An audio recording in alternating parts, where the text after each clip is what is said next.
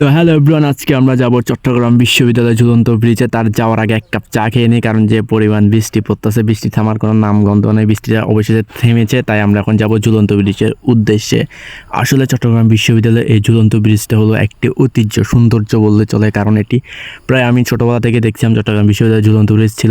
তবে মাঝখানে কিছুটা বছর চট্টগ্রাম বিশ্ববিদ্যালয়ের ঝুলন্ত ব্রিজটি বন্ধ ছিল, অর্থাৎ এটা তখন মানুষের জন্য ঝুঁকিপূর্ণ ছিল।